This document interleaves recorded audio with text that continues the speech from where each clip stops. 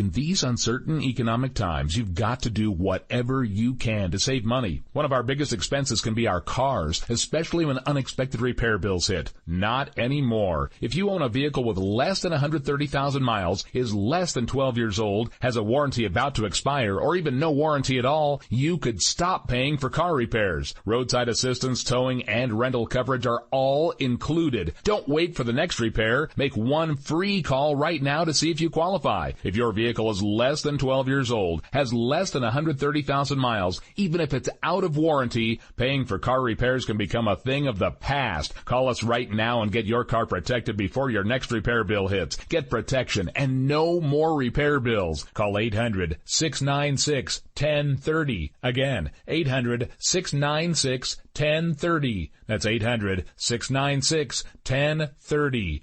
800-696-1030. You are listening to KLRN Radio, where liberty and reason still reign. All writers are prone to becoming so attached to our characters and stories that we struggle to see why a passage may not be working. It takes another set of eyes to help us nurture our writing to full maturity.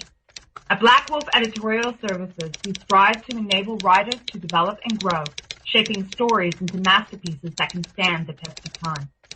Editing services are provided for all genres and all age categories. Services range from critiques of the short story through to the line edits of the full-length novel and copy editing for those preparing for publication. We also offer assistance on generating a writer's bio for your websites, as well as help with those book blurbs and promotional material. We won't abandon you to the masses. We want to celebrate with you in your successes. Black Wolf Editorial Services, nurturing your writing into maturity. For a full list of services and prices, visit us at blackwolfeditorial.com. Individuals and businesses with tax problems, listen carefully. Do you feel like you're losing control over your finances? If you owe over $10,000 in back taxes or have unfiled tax returns, we can help you take back control. The IRS is the largest and most aggressive collection agency in the world, and they can seize your bank account, garnish your paycheck, close your business, and file criminal charges. Take control of your tax problems now by calling the experts at Tax Mediation Services and take advantage of the Fresh Start program and new laws that may allow us to negotiate a settlement for the lowest amount possible. Our team of tax attorneys and enrolled agents can stop collections and get you protected so you can take control of your financial future. Tax Mediation Services is accredited by the Better Business Bureau. Call now for a free case review and a price protection guaranteed quote. Call Tax Mediation Services now at 800-610-9050. That's 800-610-9050. 800-610-9050. KLRN Radio has advertising rates available. We have rates to fit almost any budget. Contact us at advertising@klrnradio.com.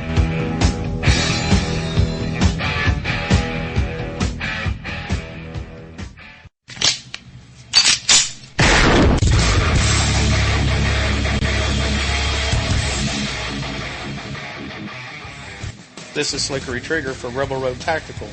With proper care and feeding, your pistol will be ready when you need it, there to save your life. Shouldn't your gear be that good? Whether you need a holster for comfortable everyday carry or a tough-as-nails holster for your next training course, Rebel Road Tactical has what you need. Check us out on the web at rebelroadtactical.com.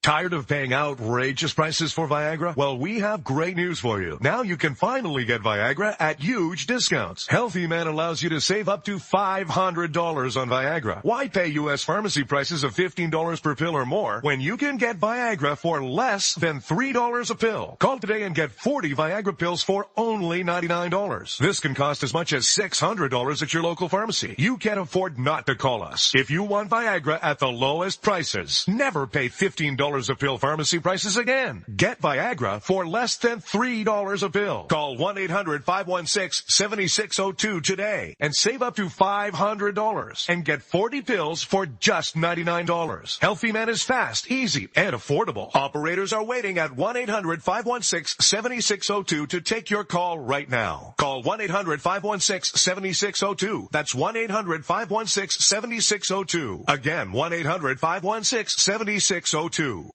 Is debt beating you down? You need discipline. You need the Debt Ninja. If you've been caught in a financial trap and need to be set free, then you need the Debt Ninja.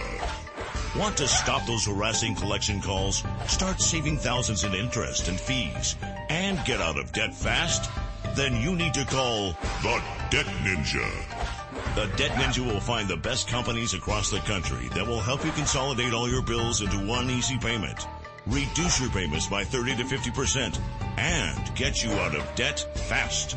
If you have unsecured debt of $10,000 or more, such as credit cards, loans, or medical bills, call the Debt Ninja for a free 15-minute consultation. Call 800-826-1246.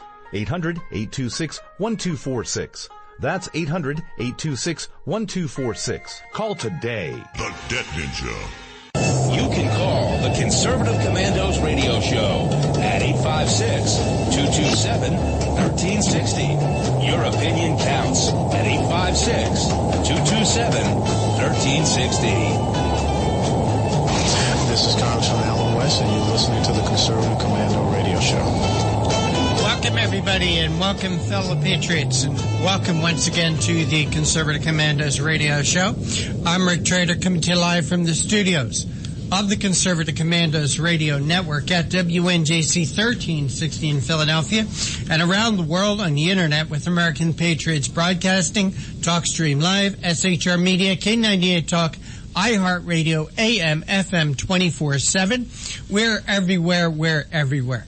And joining me today as my guest host and my single guest for today is a gentleman who I think is one of the hardest working men on radio, the host of Chosen Generation, which is heard here on WNJC 1360 as part of the Conservative Commandos radio network, the host of Chosen Generation, Pastor Greg Young. Pastor Greg, thanks for joining me today.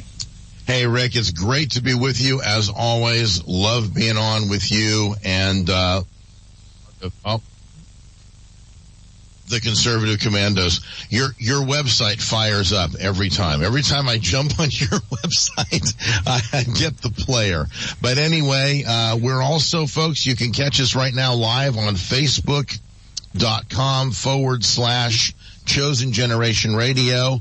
Or go to the website, PastorGregYoung.org, and just click on the Facebook link, and you can see Dapper Rick. I got a dapper picture of Rick up here in the studio right behind me. And so check us out live on Facebook as well. Yeah, I just took that picture just the day before yesterday there, Pastor Greg, so... It's a great picture. Just to let your fans know.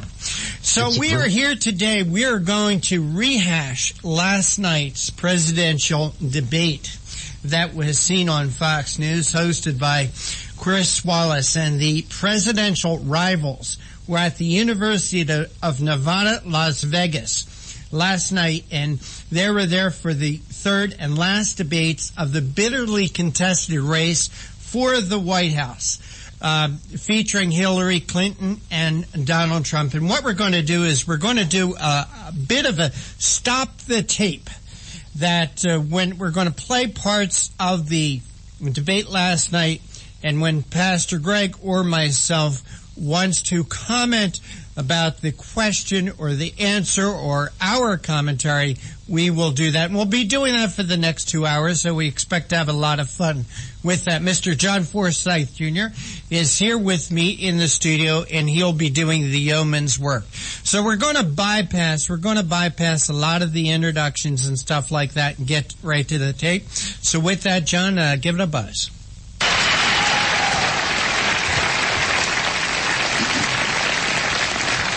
Secretary. to it. The first topic is the Supreme Court. You both talked briefly about the court in the last debate, but I want to drill down on this because the next president will almost certainly have at least one appointment and likely or possibly 2 or 3 appointments, which means that you will in effect determine the balance of the court for what could be the next quarter century.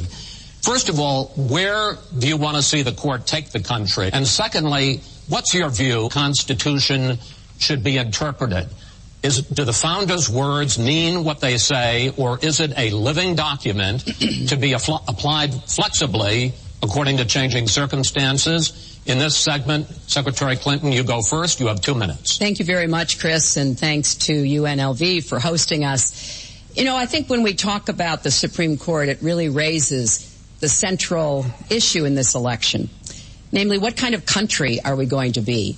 What kind of opportunities will we provide for our citizens? What kind of rights will Americans have?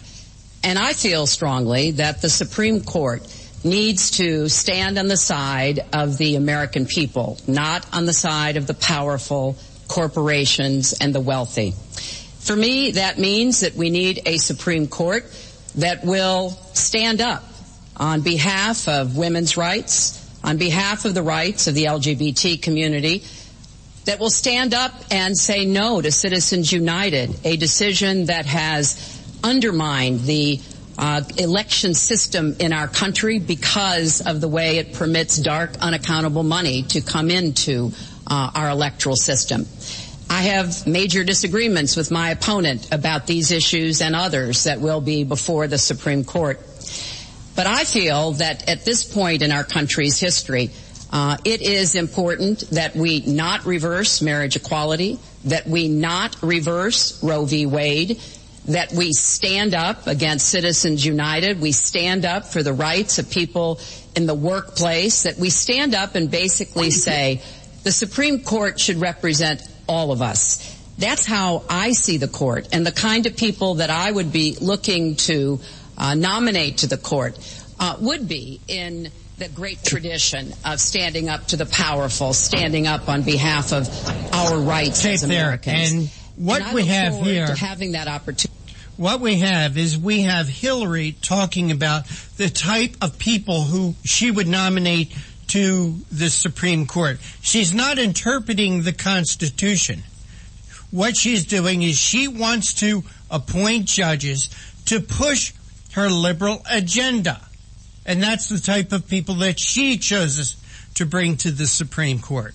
Pastor Greg, your thoughts?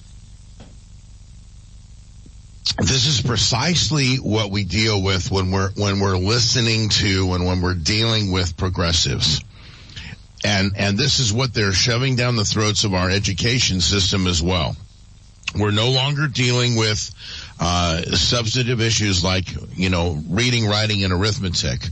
We're dealing with how do you feel about the equation?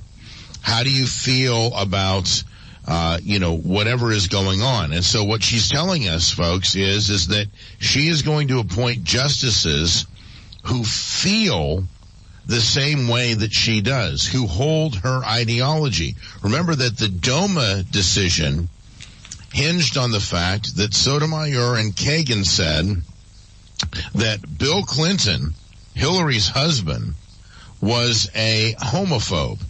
And that was the reason why they passed DOMA to begin with. Mm-hmm. Which is a very interesting point that no one's brought out in this entire election. Right. And she talks about we need a Supreme Court that will stand on behalf of women's rights, on behalf of the rights of the LGBT community, right. And I will stand up and say no to Citizens United. So what she's saying there is, number one, forget the First Amendment. That's out the window. All right? Okay, and also when she's talking about on behalf of women's rights, so there it is. She wants a court that's going to close their eyes at our Constitution and just make rulings to push her liberal socialist agenda. Well, and one of the things that I thought that Donald does, when you go into and get further down here with the abortion issue, as you'll listen to this, is he brings out the fact that she is for late-term abortion. All right, well, let's go back to the tape, and we'll get that in Donald Trump's own words. I would hope that the Senate would do its job and confirm the nominee that President Obama has sent to them. That's the way the Constitution fundamentally should operate. The President nominates, and then the Senate advises and consents or not, but they go forward with the process. Secretary Clinton, thank you. Mr. Trump, same question. Where do you want to see the court take the country, and how do you believe the Constitution should be interpreted? Well, first of all, it's great to be with you, and thank you, everybody. The Supreme Court, it's what it's all about. Our country is it's just so imperative that we have the right justices. Something happened recently where Justice Ginsburg made some very, very inappropriate statements toward me and toward a tremendous number of people, many, many millions of people that I represent, and she was forced to apologize, and apologize she did. But these were statements that should never, ever have been made. We need a Supreme Court that, in my opinion, is going to uphold the Second Amendment and all amendments, but the Second Amendment, which is under absolute siege. I believe if my opponent... Okay, there again, he's talking about the Second Amendment. He's going to appoint a court where the judges rule in favor of the Second Amendment, not imposing his own feelings, but imposing what he feels is the right thing, depending upon the Constitution that we have at the present time. Pastor Greg?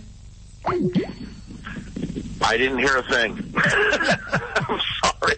I couldn't hear anything on the audio, Rick. Let's go ahead and run it, and I'll jump in on the next set. All right, so we'll go ahead and run it. Hold on. Should win this race, which I truly don't think will happen. We will have a Second Amendment, which will be a very, very small replica of what it is right now. But I feel that it's absolutely important that we uphold because of the fact that it is under such trauma. I feel that the justices that I am going to appoint, and I've named 20 of them, the justices that I'm going to appoint will be pro-life. They will have a conservative bent. They will be protecting the Second Amendment. They are great scholars in all cases, and they're people of tremendous respect. They will interpret the Constitution the way the founders wanted it interpreted, and I believe that's very, very important. I don't think we should have justices appointed that decide what they want to hear. It's all about the Constitution and so important, the Constitution the way it was meant to be. And those are the... Okay, once again, you have Donald Trump talking about the Constitution be interpreted the way it should be. So that's Donald Trump's views of the type of person who he wants to bring to the Supreme Court versus the type of person Hillary Clinton was. Donald Trump wants somebody who's going to interpret the Constitution. Hillary Clinton wants people who are going to push a liberal agenda. Is that the way you say, Pastor Greg? Well, yes, and I think it's very important to identify that particular issue, because for so many of us constitutional conservatives who have been incredibly concerned about where does Donald Trump stand on the Constitution, I think that he has very well articulated what we would hope would be the case. And certainly when he talks about the 20 individuals that he's put forward, these are individuals with tremendous constitutional credits and very strong constitutional originists. And that is precisely what we need back on the Supreme Court, those that will actually look at the original intent of the Founding Fathers and make decisions accordingly. All right, with that, we're going to go back to the tape. The people that I will appoint. Mr. Trump, thank you. We now have about 10 minutes for an open discussion. I want to focus on two issues that, in fact, by the justices that you name, could end up changing the existing law of the land. First is one that you mentioned, Mr. Trump, and that is guns. Secretary Clinton, you said last year, and let me quote, the Supreme Court is wrong on the Second Amendment. And now, in fact, in the 2008 Heller case, the court ruled that there is a constitutional right to bear arms, but a right that is reasonably limited. Those were the words of the judge, Antonin Scalia, who wrote the decision. What's wrong with that? Well, first of all, I support the Second Amendment. I lived in Arkansas for... She does not support the Second Amendment. She and people on the left, this is all words. This is all words, ladies and gentlemen. She tells you one thing, but her actions tell something else. Pastor Gray, you want to add to that? No, I think that's absolutely correct. When you consider the things that Hillary Clinton has consistently said on the Second Amendment, she has made it very clear that it is her absolute intent, not to support the Second Amendment. Let me see. Now, a little later on, she goes on, and you'll hear this. She says that in reason, but I also believe that there can be and must be reasonable regulations. Okay, reasonable regulations. Then she says again, I support the Second Amendment, but then when a little later on she says, but that doesn't mean I want people who shouldn't have guns be able to threaten and kill you and members of your family. And again, this is coming from the lips of Hillary Clinton, and we'll hear this now. 18 wonderful years. I represented upstate New York. I understand and respect the tradition of gun ownership. It goes back to the founding of our country. But I also believe that there can be and must be reasonable regulation. Because I support... And once again, what is reasonable regulation to her is what she wants. And Pastor Greg, people must realize that you cannot compromise with the left. The left and the right see compromise as two different things. The right thinks, okay, well, you take a little, I'll take a little, and that'll be it. But the left sees compromise as one step in a journey, in a direction that they want to take you on. When she says, must be reasonable regulation, reasonable to who? In Hillary Clinton's case, she's talking about reasonable to her side and her position. Pastor Greg? Well, I think there's no question that Hillary Clinton's perspective on gun control, one of the things that she talked about is the quote-unquote internet loophole. And again, this is one of those fallacies coming from the left, that there is some way in which you and I are going to exchange guns on Facebook, for example. And there are already laws in place that prevent those kinds of situations from taking place. So it's really disingenuous when they come at it and say, well, we're going to put these limits and those limits and so forth. And it's not in the spirit of the Second Amendment as a whole. The Second Amendment was designed, and it says, to keep and bear arms. And remember, folks, that historically we were dealing with a time in which our founding fathers came out from underneath a tyrannical government. And so the purpose of the Second Amendment was not just for hunting or personal self-defense. It was also to prevent, should it come to pass, a tyrannical government from coming in and seizing the rights of the people. All right, with that, we'll go back to the tape. The Second Amendment doesn't mean that I want people who shouldn't have guns to be able to threaten you, kill you or members of your family. And so when I think about what we need to do, we have 33,000 people a year who die from guns.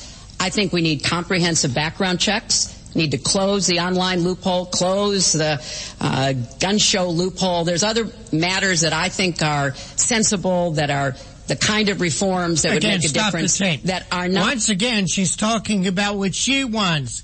Close the gun show loophole. And then she says there's other matters that I think are sensible, that are the kind of reforms that would make a difference, that are not in any way conflicting with the Second Amendment.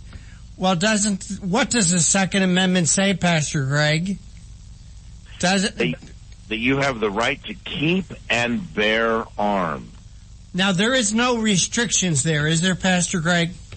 There aren't any that I can see. There's no mention there as far as closing loopholes. It says you got the right to keep and bear arms. Absolutely.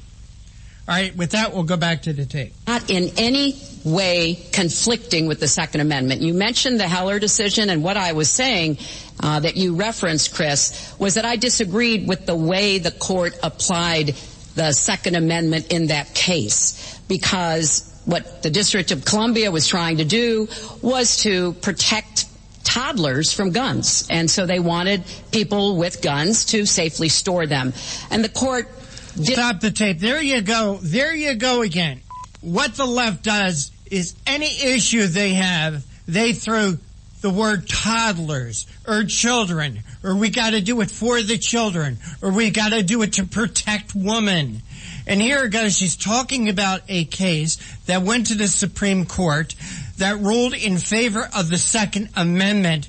And right away she's saying, oh, it was to protect toddlers and children. Can't have it both ways. Pastor Greg?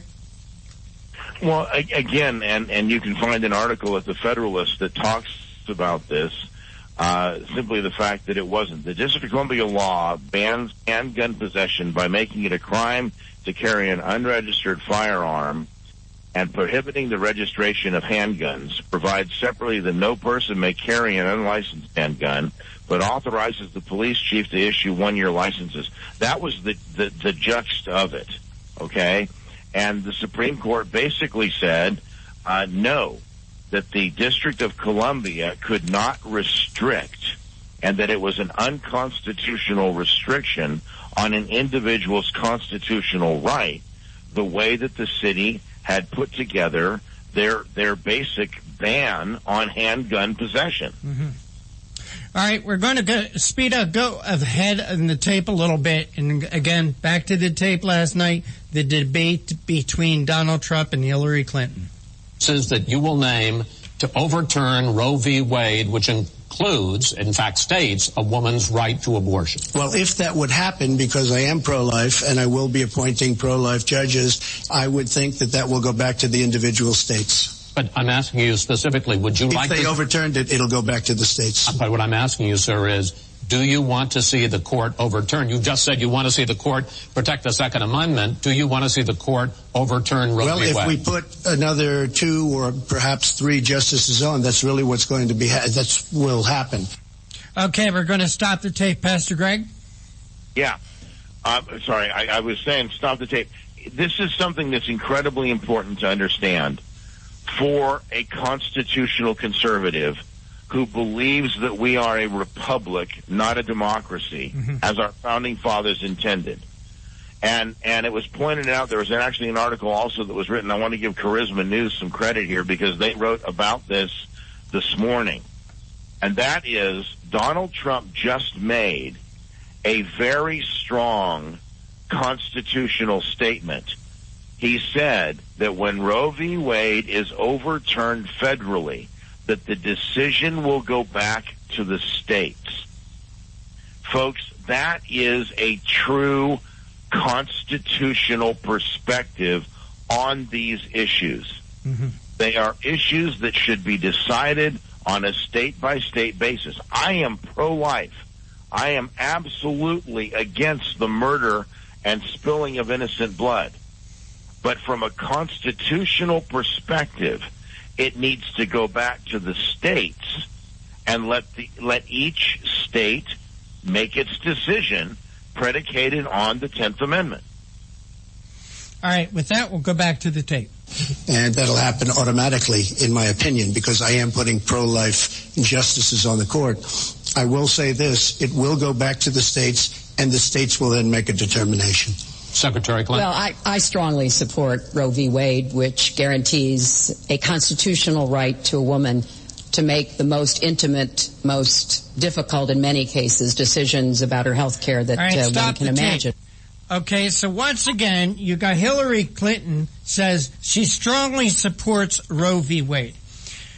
Pastor Greg Young, I've said not once, not twice, but many, many, many times, without the right to life, all other rights are meaningless. So I'm saying this again, flies in the face of the Constitution and the Judeo-Christian ethics that this country was created on. When she talks about how she strongly supports Roe v. Wade, which guarantees a constitutional right to a woman to make the most intimate, most difficult, in many cases, decisions about her health care. Well, what about the health of that unborn, innocent child? Rick, I'm on page with you 100%, and I would add to that this, folks. Think about this for a minute. This is an individual who says that they are for gun control. And that's code for taking your guns away, misrepresents the Heller case, which actually was about Dick Anthony Heller, a 66-year-old police officer who said it is not right that the District of Columbia says that I can't legally own a personal firearm to defend myself and my family.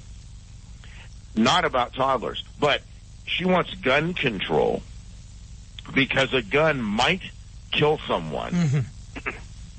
But she wants Roe v. Wade to stay in place so that doctors can kill a baby, and I like how Donald Trump described it, by pulling them limb from limb, because that's what they do, folks. A 9-month-old baby can be torn limb from limb, piece by piece, ripped out of the woman, and no one cares about that baby turning into a bloody stump and bleeding to death, and that's how they die. All right, Pastor Greg, we're going to take a break here, and you are listening to the Conservative Commandos radio show with Pastor Greg Young and yours truly, Rick Trader, coming to you from the studios of the Conservative Commandos radio network at WNJC 1360 in Philadelphia and around the world on the internet with American Patriots Broadcasting, TalkStream Live, SHR Media, K98 Talk, iHeartRadio, AM, FM 24/7. We're talking about last night's debate. Don't go away. Pastor Greg and I will be right back.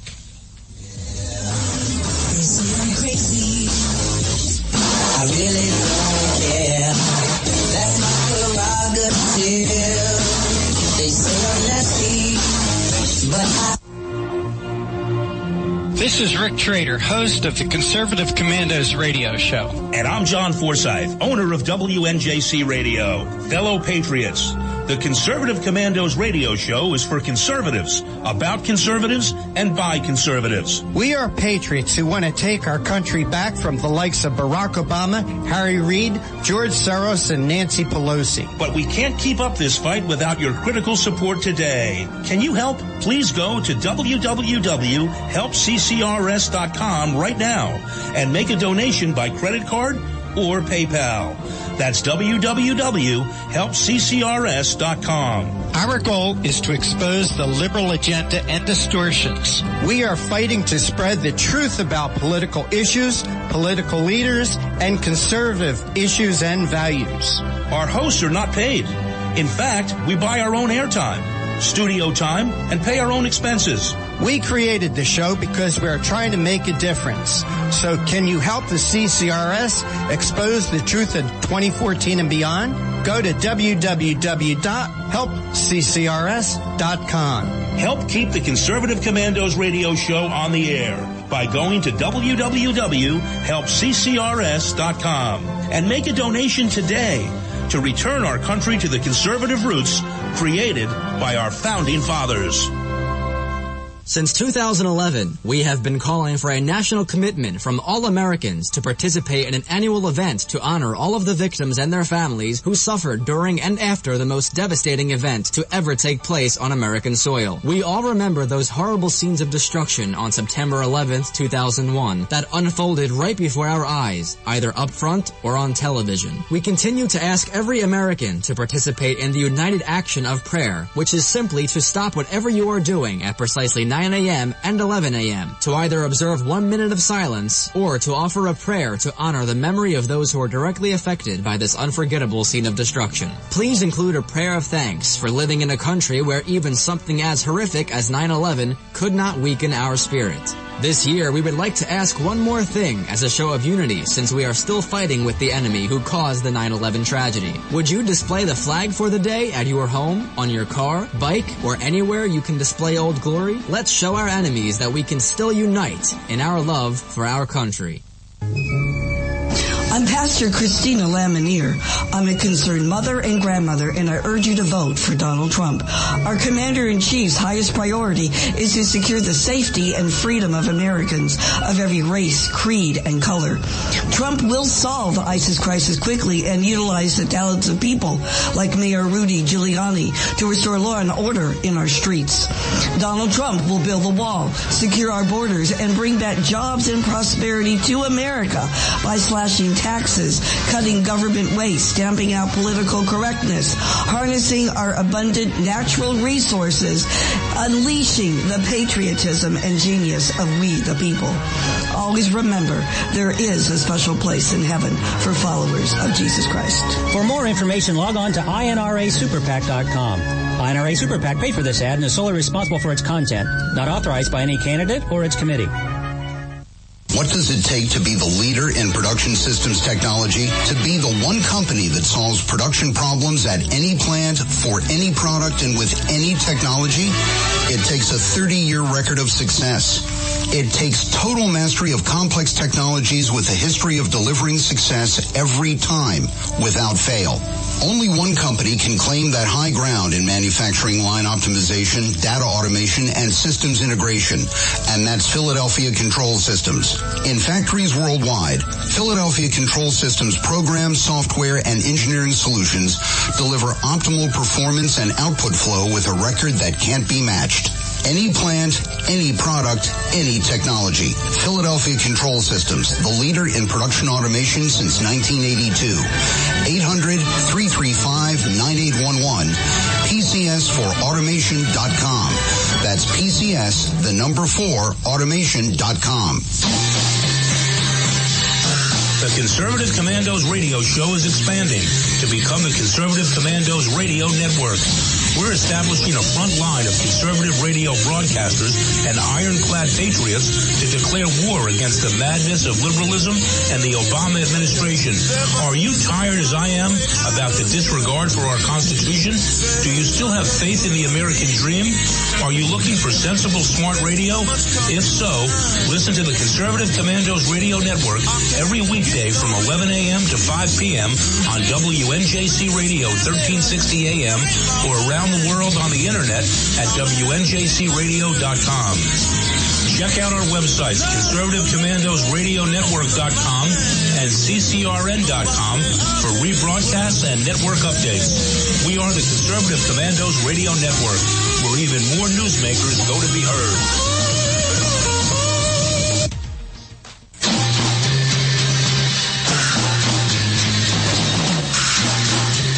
From the East Coast to the West Coast and around the world on the internet, we're coming to you live from the CCRS studios, WNJC 1360.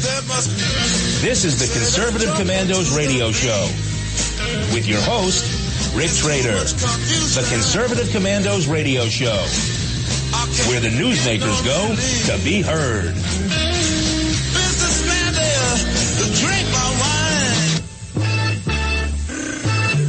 You can call the Conservative Commandos radio show at 856-227-1360. Your opinion counts at 856-227-1360. This is Congressman Alan West, and you're listening to the Conservative Commando Radio Show.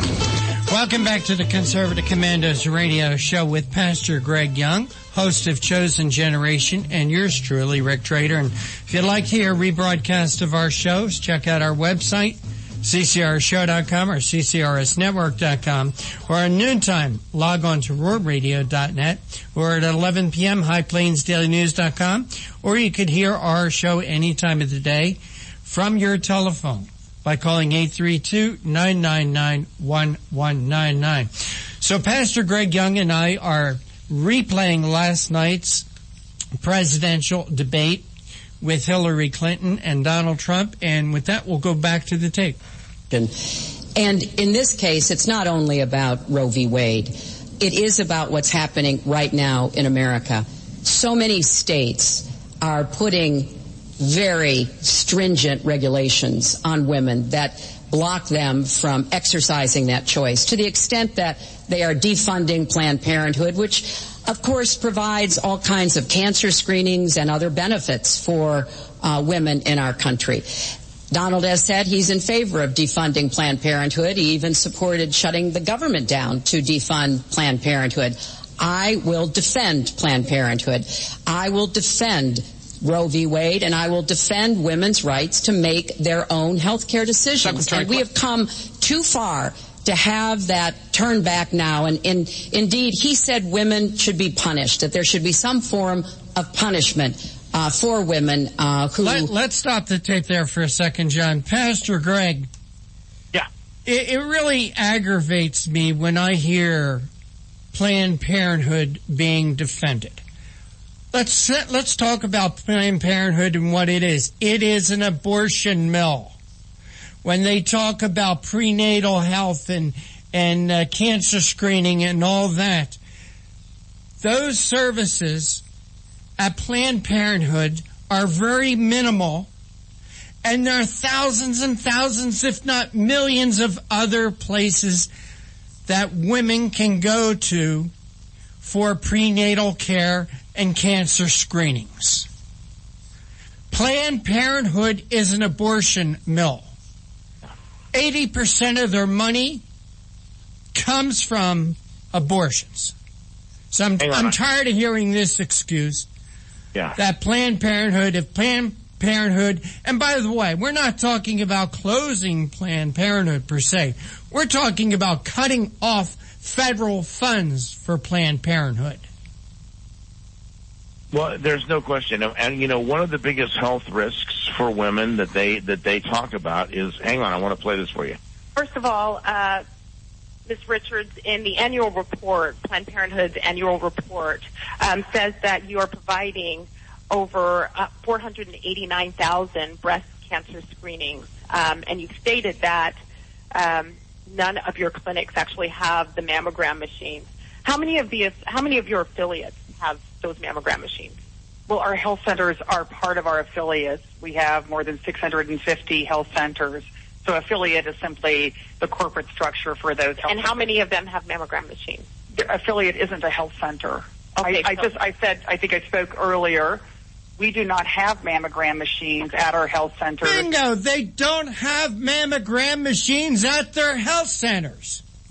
Yeah, exactly. And folks, that is Cecile Richards, the president of Planned Parenthood, and that is, God bless her, Congresswoman Mia Love asking the question. And, I'm not trying to bring, because I'm not a person who believes in race. We're all one race, Adam. But Mia Love is a black African-American woman, a black American, constitutional, awesome lady. And she's speaking to a woman who is heading an organization whose primary purpose is to wipe her people out. People need to understand that what Planned Parenthood was first created to do as part of Margaret Sanger's vision. Yep, is to end black babies. Go to blackgenocide.org.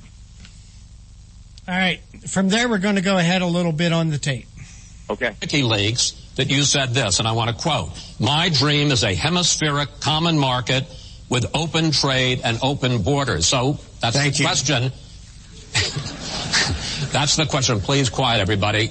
Is that your dream, open borders? Well, if you went on to read the rest of the sentence, I was talking about energy. You know, we trade more energy with our neighbors than we trade with the rest of the world combined. And I do want us to have an electric grid, an energy system that crosses borders. I think that will be a great benefit to us. But you are very clearly quoting from WikiLeaks, and what's really important about WikiLeaks is that the Russian government has engaged in espionage against Americans. Stop the tape right there. What WikiLeaks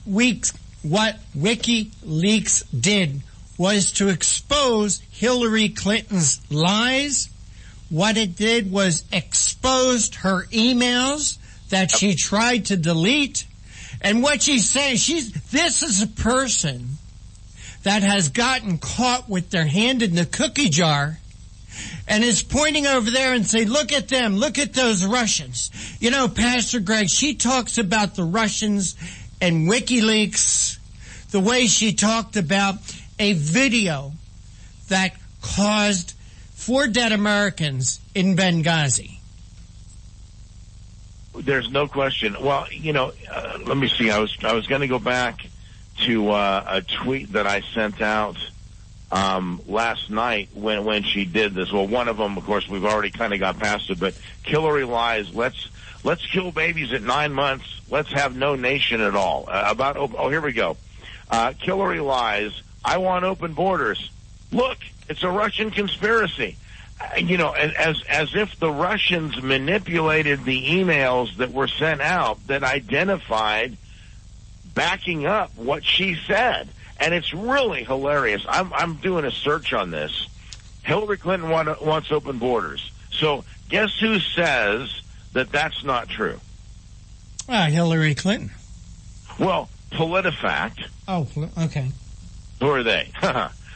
Los Angeles Times, the Daily Caller, let's see, and Politico. Now, who says that it's true, that Hillary Clinton did say it? Well, Breitbart News. Let's see, Miami Herald.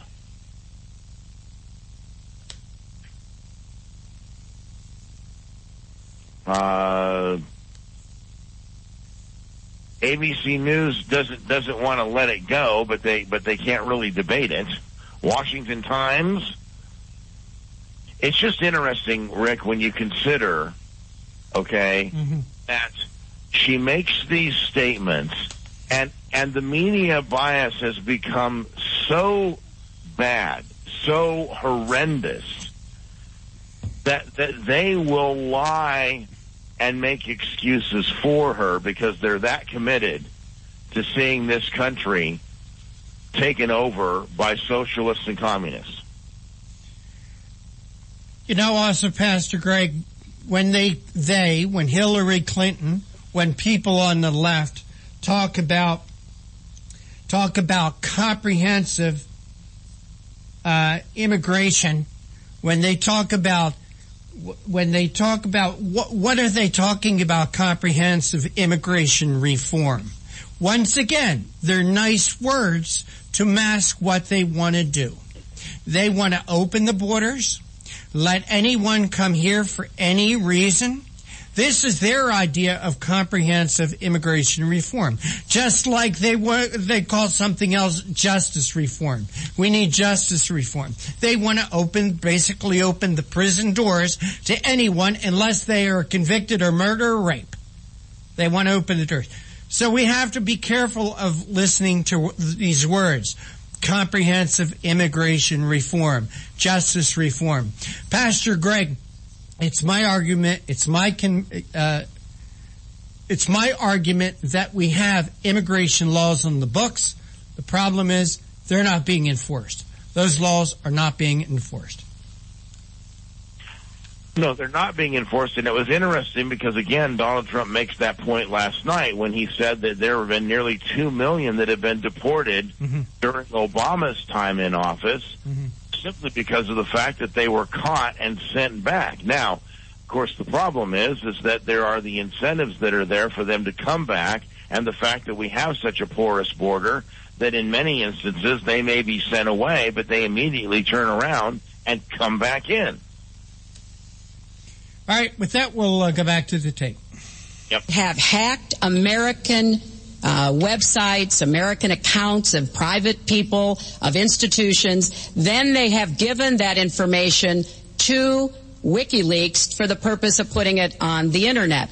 This has come from the highest levels of the Russian government, clearly from Putin himself, in an effort, as 17 of our intelligence agencies have confirmed, to influence our election. So I actually think the most important question of this evening, Chris, is finally, will Donald Trump admit and condemn that the Russians are doing this and make it clear that he will not have the help of Putin in this election, that he rejects Russian espionage against Americans, which he actually encouraged in the past. Those are the questions we need answered. We've never had anything like this happen in any of our elections before. All right, let's stop the tape once again. And Pastor Greg, once again, I'll make this argument. Here she goes again. One more time, she's blaming the Russians.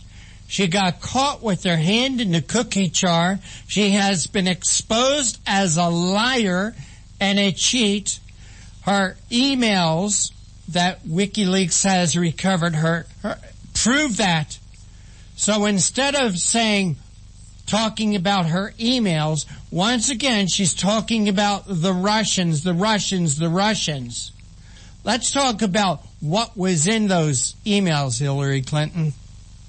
I want to thank the Russians, whoever did it. But again, she's using the Russians to explain something the same way she used a video to explain 4 dead Americans in Benghazi. Well, she would certainly understand disinformation and covert influence of operations. It's the reason why Debbie Wasserman Schultz was unceremoniously booted out of the DNC right before the convention, because of the disinformation and the secretive things that Hillary Clinton and her clan were doing in order to make sure Bernie Sanders didn't stand a chance in the election. And as to that, something else that I think is interesting, and my friend Trevor Loudon, you know Trevor Loudon, yeah. And he has a brand new documentary out called Enemies Within, and I would highly recommend folks that you get it, because what you will see is Hillary Clinton's connection to the very communist strings and to Putin and his Communist Party, and the infiltration of that Communist Party in the Democrat Party here in the United States of America, along with the Islamic interests. Mm-hmm. And what you will see is that we have congressmen and senators and those within the current administration and Hillary Clinton herself whose allegiances are to the Communist Party. When she talks about when she talks about a puppet for Putin, I would have liked to have had Donald Trump at that point and talk about, let's talk about being a puppet to foreign governments. What about all the foreign governments that donated millions and millions of dollars to the Clinton Foundation for pay to play? Let's talk about that puppet. Let's talk about what those foreign governments, what strings they're going to pull on their puppet to get what they want. I think that would have been a fitting response from Donald Trump talking about puppetry. And with that, it's interesting because, you know, she accused Russia of being involved in trying to manipulate our election. I was a Russian linguist in the early 1980s and a part of our Air Force intelligence. Mm-hmm. And Russia has been working to influence the outcome of American elections. In fact, they've been working to influence the outcome of American wars. since right after World War II. They watched what we did in World War II. They watched what we almost did in Korea. And when Vietnam came around, where do you think the anti-war protest disinformation campaign came from? It came from the Kremlin. It came from Russia. So to say that that's happening is no great news flash. But what's funny about it, in a very sick kind of a way, is the connection between Hillary Clinton and the Communist Party, and that it's like one part of the party calling the other part of the party bad. This is a typical Saul Alinsky tactic. We don't want you to see what it is that we're doing. We don't want you to read the emails. We don't want you to read the actual truth and the facts that are going to expose us for the evil that we are. We're going to point you over here, and in reality, Putin is likely laughing, knowing what he knows about who is pulling the strings here in America. Mm-hmm. All right, with that, we'll go back to the tape. You also have very different ideas about how to get the economy growing faster. Secretary Clinton, in your plan, government plays a big role. You see more government spending, more entitlements, more tax credits, more tax penalties.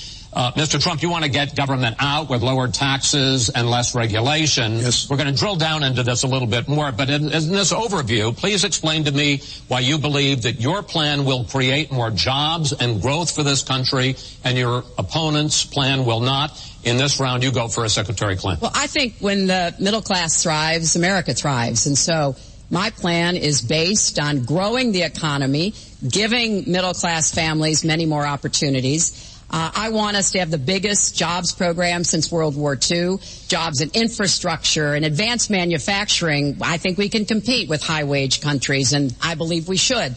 New jobs in clean energy, not only to fight climate change, which is a serious problem, but to create new opportunities and new businesses. I want us to do more to help small... All right, with that, stop the tape. So what she's talking about there, Pastor Greg, is more tax increases.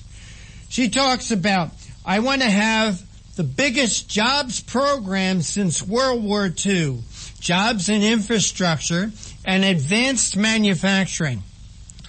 Pastor Greg, government doesn't produce jobs, government doesn't produce manufacturing except in a time of a war. That's the only time government produces manufacturing jobs. So what she wants to do is raise taxes on businesses. And Pastor Greg, I've said here on the Conservative Commando's radio show many times, businesses do not pay taxes.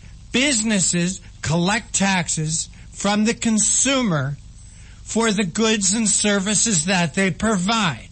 Mm-hmm. So when you talk about Hillary Clinton raising taxes on businesses, the businesses are going to go ahead and turn around and pass those taxes on to the consumer. Now, who is hurt most when prices for goods and services go up? The middle and lower class, the same people that she said that she wants to help. Well, and not only are they doing it there, but you notice how she threw in the climate change agenda. And the climate change agenda directly affects the poorer populations and the older populations of our nation more than anyone else, because it drives up the cost of energy to a point where neither the poor nor the elderly can afford it. But that is all part of it. And if you listen to my program today, folks, you heard Chris Horner talking about the utter murder of our older population and the wiping out the population control. Something else, just real quick, that she throws in there that I thought was interesting, and I didn't hear anybody catch it. We talked about it a little bit last night on Red State Talk Radio. I threw it out there, but Hillary wants shovel-ready jobs. Well, this is the same noise we heard from Obama, that we had all these shovel-ready jobs waiting. Yeah. And where were they? That money was wasted. Yep. Obama fail 8 more years. There's, she's saying the government is suddenly going to do what it hasn't done. Now, I will grant, let's change that. I will grant this. If any segment of our society has created jobs, if you will, the only one that's creating them, and it's the reason we have such mass debt, is in fact the government. The federal government is where job growth has taken place because there you go. Well, go ahead, Ray. Let's for a minute talk about her green jobs. The green jobs she wants to create. This really wasn't talked about in the debate last night. I wish Donald Trump had brought this up. Her idea for green jobs, and she's said this in the past, that in her first 4 years in the presidency, she wants to install 500 million, that's 500 million solar panels. Pastor Greg, can I ask you, do you know where anywhere in America that solar panels are manufactured? Do I know where they're manufactured? Do you know anywhere in America solar panels are manufactured? I don't right off. My dad used to work for a company, and they used to do them in Colorado, if I'm not mistaken. But I don't know that they still do them there. No, they don't, Pastor Greg. There's nowhere in the United States that solar panels are manufactured. Solar panels today are manufactured in China. She's going to put a hell of a lot of Chinese to work, very few Americans. Can you imagine what it would cost to buy 500 million solar panels, Pastor Greg? I don't even know what one of these stinking panels cost. She wants to help the Chinese economy, not so much the American economy. By the way, I got to ask this question. Why does she always dress like Mao Zedong? Did you notice it, Pastor Greg? Did you notice what she wore last night? You swore she got it out of Mao Zedong's closet. Pastor Greg, we're going to go to another break right now. Okay. And you are listening to the Conservative Commandos radio show with Pastor Greg Young, who's the voice, the host of Chosen Generation, and yours truly, Rick Trader. And we're coming to you from the studios of the Conservative Commandos radio network at WNJC 1360 in Philadelphia, and around the world on the internet with American Patriots Broadcasting, TalkStream Live, SHR Media, K98 Talk, iHeartRadio, AM, FM 24/7. We're talking about last night's debate, playing clips and excerpts, commenting, asking questions. Don't go away. Pastor Greg and I will be right back. I really don't care. That's my prerogative. They say I'm nasty, but This is Rick Trader, host of the Conservative Commandos radio show. And I'm John Forsyth, owner of WNJC Radio. Fellow patriots, the Conservative Commandos radio show is for conservatives, about conservatives, and by conservatives. We are patriots who want to take our country back from the likes of Barack Obama, Harry Reid, George Soros, and Nancy Pelosi. But we can't keep up this fight without your critical support today. Can you help? Please go to www.helpccrs.com right now and make a donation by credit card or PayPal. That's www.helpccrs.com. Our goal is to expose the liberal agenda and distortions. We are fighting to spread the truth about political issues, political leaders, and conservative issues and values. Our hosts are not paid. In fact, we buy our own airtime, studio time, and pay our own expenses. We created the show because we are trying to make a difference. So can you help the CCRS expose the truth in 2014 and beyond? Go to www.helpccrs.com. Help keep the Conservative Commandos radio show on the air by going to www.helpccrs.com and make a donation today. to return our country to the conservative roots created by our founding fathers. Since 2011, we have been calling for a national commitment from all Americans to participate in an annual event to honor all of the victims and their families who suffered during and after the most devastating event to ever take place on American soil. We all remember those horrible scenes of destruction on September 11th, 2001 that unfolded right before our eyes, either up front or on television. We continue to ask every American to participate in the united action of prayer, which is simply to stop whatever you are doing at precisely 9 a.m. and 11 a.m. to either observe 1 minute of silence or to offer a prayer to honor the memory of those who are directly affected by this unforgettable scene of destruction. Please include a prayer of thanks for living in a country where even something as horrific as 9/11 could not weaken our spirit. This year, we would like to ask one more thing as a show of unity since we are still fighting with the enemy who caused the 9/11 tragedy. Would you display the flag for the day at your home, on your car, bike, or anywhere you can display Old Glory? Let's show our enemies that we can still unite in our love for our country. I'm Pastor Christina Lamanier. I'm a concerned mother and grandmother, and I urge you to vote for Donald Trump. Our Commander-in-Chief's highest priority is to secure the safety and freedom of Americans of every race, creed, and color.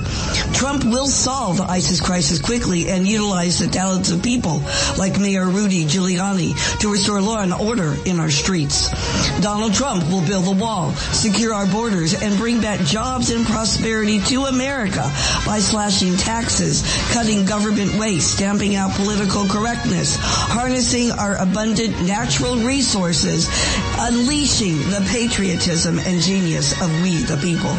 Always remember, there is a special place in heaven for followers of Jesus Christ. For more information, log on to INRASuperPAC.com. INRA Super PAC paid for this ad and is solely responsible for its content, not authorized by any candidate or its committee.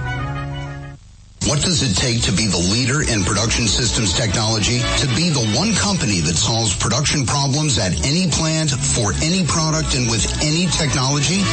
It takes a 30-year record of success. It takes total mastery of complex technologies with a history of delivering success every time, without fail. Only one company can claim that high ground in manufacturing line optimization, data automation, and systems integration, and that's Philadelphia Control Systems. In factories worldwide, Philadelphia Control Systems programs, software, and engineering solutions deliver optimal performance and output flow with a record that can't be matched. Any plant, any product, any technology. Philadelphia Control Systems, the leader in production automation since 1982.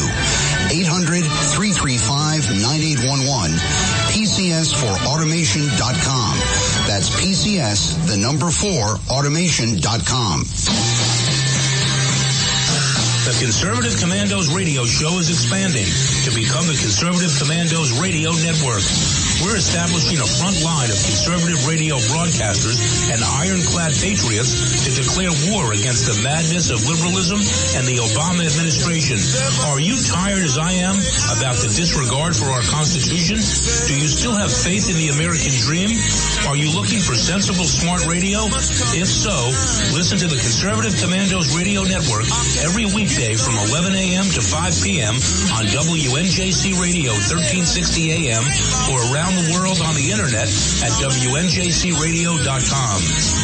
Check out our websites, ConservativeCommandosRadioNetwork.com and CCRN.com for rebroadcasts and network updates. We are the Conservative Commandos Radio Network, where even more newsmakers go to be heard.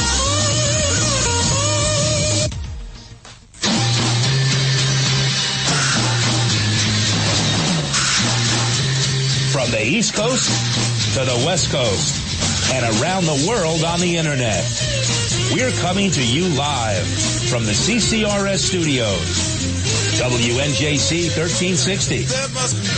This is the Conservative Commandos radio show with your host, Rick Trader. The Conservative Commandos radio show, where the newsmakers go to be heard.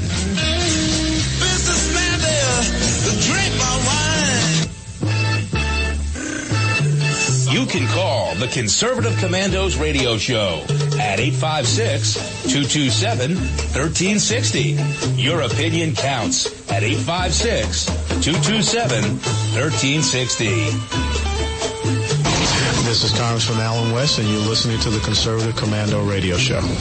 Welcome back to the Conservative Commandos radio show with Pastor Greg Young from The Chosen Generation, and I'm yours truly, Rick Trader. And if you want to hear rebroadcasts of our shows, check out our website, ccrshow.com or ccrsnetwork.com, or noontime, log on to ruralradio.net, or at 11 p.m., highplainsdailynews.com, or you can hear this show and all the shows that are part of the Conservative Commandos radio network, especially and including The Chosen Generation, hosted by my guest today, Pastor Greg Young, from your telephone by calling 832-999-1199. You don't need an app. You don't need to download anything. You don't need a computer. You don't even need a radio. You just need a telephone and this number, 832-999-1199. Pastor Greg, we're playing excerpts from the debate last night, and where we left off, Hillary Clinton was talking about her economic plan. And in this next part, she's going to be talking about her plan for small business. And then she's going to get into raising the minimum wage. And then she's going to get into giving more money to colleges and things like that. So with that, we will play the next part of the tape. Small business, that's where 2/3 of the new jobs are going to come from. I want us to raise the national minimum wage because people who live in poverty should not, who work full time should not still be in poverty. And I sure do want to make sure women get equal pay for the work we do. I feel strongly that we have to have an education system that starts with preschool and goes through college. That's why I want more technical education in high schools and in community colleges, real apprenticeships to prepare young people for the jobs of the future. I want to make college debt-free, and for families making less than $125,000, you will not get a tuition bill from a public college or university if the plan that I... So there, Pastor Greg, she's talking about helping small businesses, raising the minimum wage, and she starts to talk about education. Pastor Greg, number one, if she wants to help small businesses, the way to help small business is for government to get out of the way of business. Yep. If you want to help small businesses or manufacturing, number one, you need cheap energy.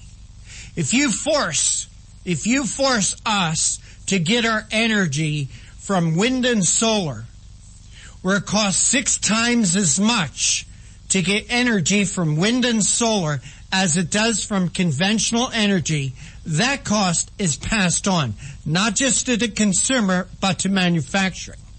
If you want to help small businesses, manufacturing, if you want to create jobs, then what you do is you lower the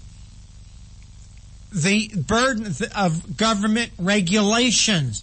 Government regulations are strangling small business. Government regulations is strangling manufacturing.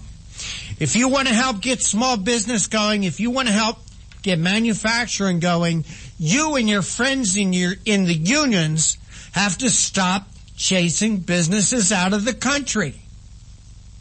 By running up costs and running up pricing to the point that they cannot afford to produce the product because there isn't anybody that's going to be able to afford to buy it. And that's what's happened here. That's why, when Donald Trump used to say about jobs going to Mexico, about Detroit, automobiles used to be made in Detroit and not in Mexico. So then when she talks about education, we already have a terrific educational system. We have high schools. We have technical schools. Pastor Greg, she talks about internships. Internships comes from plumbers, electricians, carpenters. I know. I started my life that when I was 14 years old, I went to work with my brother and my uncle for $1 an hour plumbing. They were plumbers. And I learned an awful lot about plumbing. skills that I use today. Just a few months ago, I had to put a new hot water heater in my house. That would have cost me $800. Cost me $400 for the cost of the water heater, but it would have cost me another $400 to have this thing installed. I'm not in plumbing. I never went into plumbing, but the skills that I learned with my uncle and my brother, I still use today. And they're great skills to have. It's a great skill set. All right, so what we'll do is we'll go back to the tape. We'll listen more from Hillary and her economic plan. Okay. Worked on with Bernie Sanders is enacted. And we're going to work hard to make sure that it is, because we are going to go where the money is. Most of the gains in the last years since the Great Recession have gone to the very top. So we are going to have the wealthy pay their fair share. We're going to have corporations. I am sick and tired of hearing this thing, Pastor Greg, about the wealthy paying their fair share. What's the fair share? You know, where is this boundary? Number one, I never got a job from a poor man, Pastor Greg. I don't know if you've had. But it is the producers in this country that produce jobs. You know, this idea of paying their fair share. What is the definition of a fair share?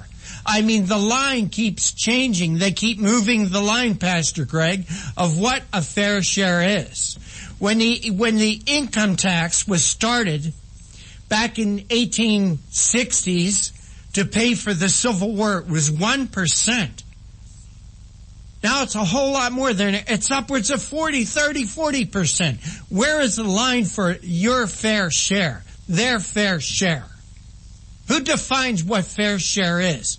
I don't think it should be government. Pastor Greg? No, I agree with you, but Rick, there's another part of this that's being completely missed. Note what she said. That there's been an increase of wealth amongst the elite. Okay? And when did she say? In the last few years. Who's been in the White House? Who's been in power in the last few years? I think it's been the Democrats and Barack Obama. Yeah. Supported by Hillary Clinton. According to CNBC, an article from May 7, 2016, a record number of millionaires now live in the U.S. Despite volatile financial markets and slow economic growth, the U.S. added 300,000 new millionaires in 2015, bringing the total to a record of 10.4 million. Now, you could say that part of that is related to inflation and inflationary issues. But the reality is that in a socialistic environment, which is what we are now living in, folks, the rich get richer and the poor get poorer and the middle class get wiped out. Mm-hmm. And this has been a historical pattern in communist and socialist countries ever since the concept was presented. And it's just ironic that you have Hillary Clinton griping about that. Gee, she got paid what kind of crazy money for her speech that she gave in a Brazilian bank about open borders? How many hundreds of thousands, and actually millions of dollars, did Bill Clinton get paid through through speaking engagements? And here's their workaround, folks. They say, well, we didn't put the money through the foundation. No, the money didn't actually go into the foundation. Here's what happened. The money, in part, went to the foundation. The fees went directly to enrich the Clintons themselves as they went and talked about the foundation.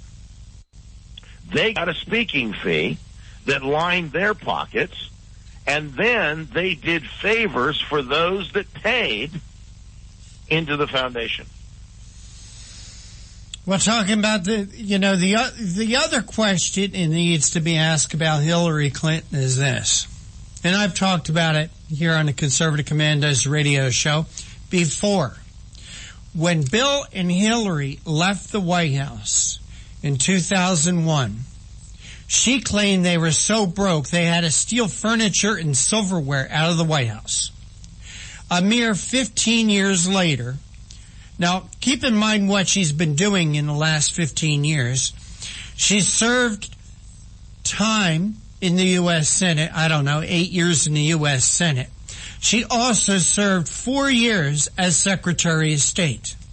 But in that 15, and also during that 15 years, since she and Bill left the White House, she has made, her net worth today is $31 million. Bill Clinton's net worth is $80 million. And Chelsea Clinton. And please tell me what job Chelsea Clinton has ever had in her life. But Chelsea Clinton's personal net worth is $15 million. The Clinton Foundation is worth about $2 billion. So let's take the 10 to 12 years that she's spent in the Senate and in the State Department. Yeah.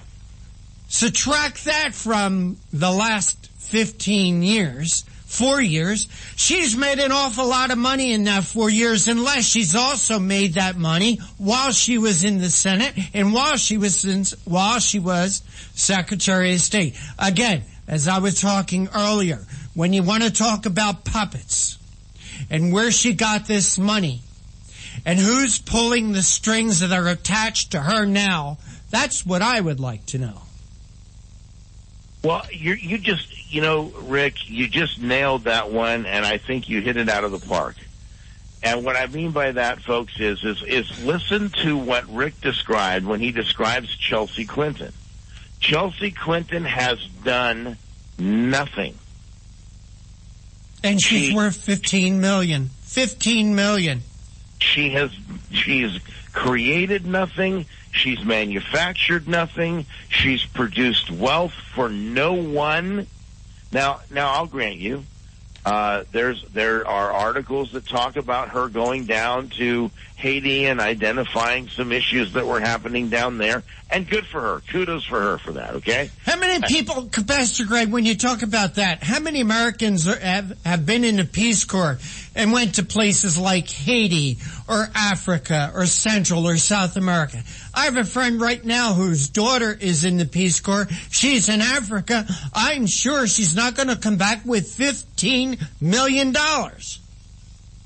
Rick, I agree, but here's my point is, and all my attempt is to do this, is to diffuse the left, because immediately when you say something, the left is going to throw whatever, and that's one of the things they'll throw, and I'd rather throw it back in their face and say, fine, we'll let you have that one, but that doesn't change the realities. And the point of it is that Hillary, or that Chelsea Clinton wouldn't have anything that she has if she didn't have favors from friends of her mom and dad. Now, to that end, I understand that. Look, the networking and working together and being a blessing to one another and so on is great. But the problem we're running into when you come to the socialists and the communists is that they have no interest. They lie to you about their interest in helping anyone else while they are picking your pocket. And when they talk about the government coming in and having control or ownership, the truth of the matter is that it is the heads of the party that actually have all of the power and all of the control. And if you want to talk about somebody working off the sweats of somebody's back, that is precisely what communism and socialism leads to. Pastor Greg,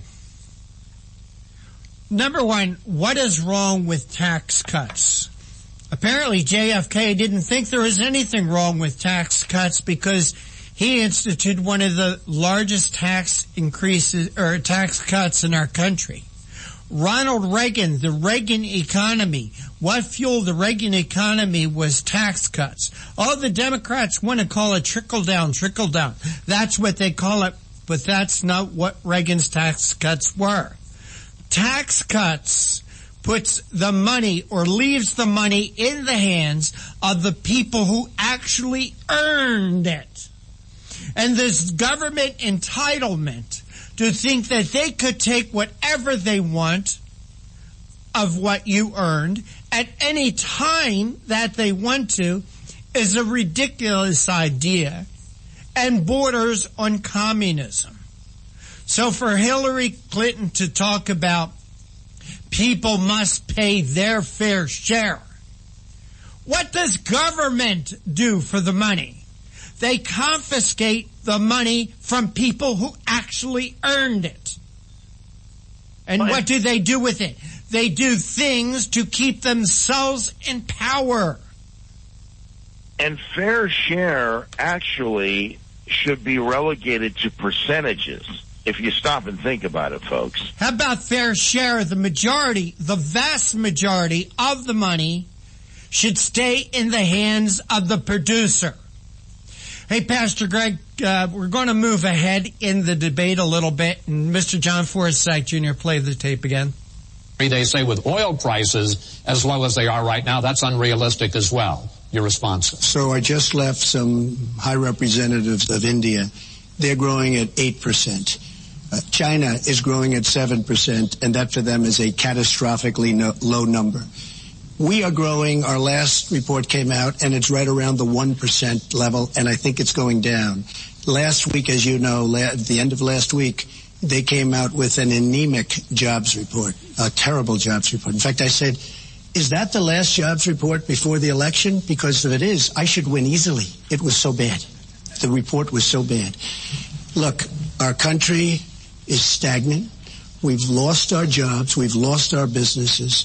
We're not making things anymore, relatively speaking. Our product is pouring in from China, pouring in from Vietnam, pouring in from all over the world. I've visited so many communities. This has been such an incredible education for me, Chris.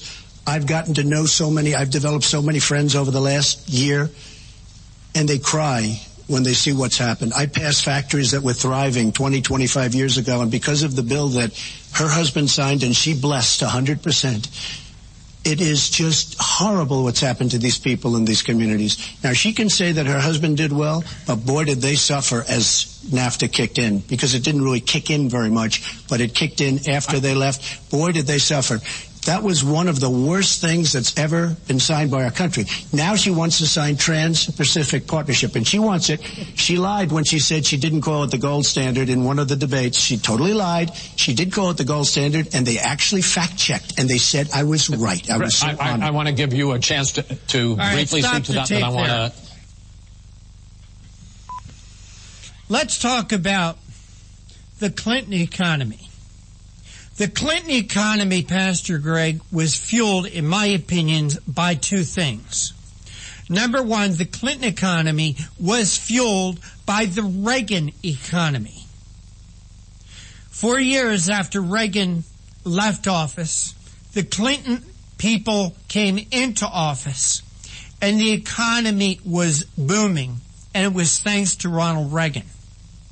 Another thing that fueled the Clinton economy was the dot-com boom, which turned out to be a false boom because the dot-coms went bust. So right after the Clinton economy, we got into the Bush years, and right away we were hit by 9/11. 9/11 was not just an attack on America. It wasn't just an attack on the World Trade Center. It was an attack on our economy. It took time to recover from that attack. And what fueled the bust of 2008 wasn't anything that George Bush did, wasn't even caused by the attack of 9/11. What it was caused by was something called the Community Redevelopment or Community Reinvestment Act that was started in 1977 by Jimmy Carter, and it was doubled down by none other than Bill Clinton in 1997. And what the Community Redevelopment Act was the government interfering and telling the banks mortgage companies and lenders that they had to loan money to people for housing and businesses that they did not have the ability to pay the money back. So when these mortgages went bad, when these people couldn't pay their mortgages anymore, the balloon popped right at the time when real estate was at its highest. People couldn't do anything with their houses. They couldn't sell them. They were so underwater. They just walked away from them. And that's what created the banking crisis in 2008, right before the presidential election. That was all caused by, again, Jimmy Carter and Bill Clinton. Pastor Greg? Well, I was just doing a little research on a National Review article that I found to be interesting, and that is talking about the economy, and that Clinton really did benefit by some very hard decisions that Ronald Reagan made in the early 80s when he basically wiped out inflation and how significant that was. By the same token, you had Ronald Reagan who benefited from, his predecessor. The economy takes time to develop. Yeah. But there was something else, too, that I think has been hidden in this that nobody has talked about relative to some of Bill Clinton's other lovely escapades. And I'm referencing the Monica Lewinsky issue, but not from the perspective of the soiling of the reputation of the president, but rather from the fact that the Lewinsky and the impeachment proceedings that followed due to his perjury, because you mentioned the terrorist attack that took place and how that also played a role in the economic issues that we faced. That whole situation came about because Bill Clinton wouldn't pull the trigger, and they had bin Laden dead to rights. They could have taken him out well before 9/11 ever happened, but Clinton was concerned about his popularity because of his fling with Lewinsky. All right, Pastor Greg, hate to do this, but it is time for another break. All right. And you are listening to the Conservative Commandos radio show with Pastor Greg Young, host of The Chosen Generation, which is part of the Conservative Commandos radio network here at WNJC 1360.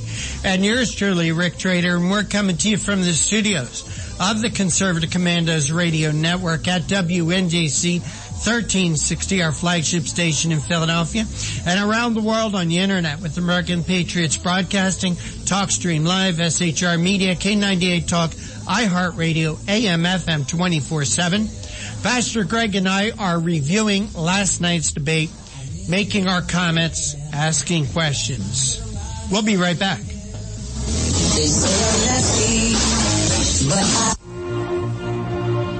This is Rick Trader, host of the Conservative Commandos radio show. And I'm John Forsyth, owner of WNJC Radio. Fellow patriots, the Conservative Commandos radio show is for conservatives, about conservatives, and by conservatives. We are patriots who want to take our country back from the likes of Barack Obama, Harry Reid, George Soros, and Nancy Pelosi. But we can't keep up this fight without your critical support today. Can you help? Please go to www.helpccrs.com right now and make a donation by credit card or PayPal. That's www.helpccrs.com. Our goal is to expose the liberal agenda and distortions. We are fighting to spread the truth about political issues, political leaders, and conservative issues and values. Our hosts are not paid. In fact, we buy our own airtime, studio time, and pay our own expenses. We created the show because we are trying to make a difference. So can you help the CCRS expose the truth in 2014 and beyond? Go to www.helpccrs.com. Help keep the Conservative Commandos radio show on the air by going to www.helpccrs.com and make a donation today. to return our country to the conservative roots created by our founding fathers.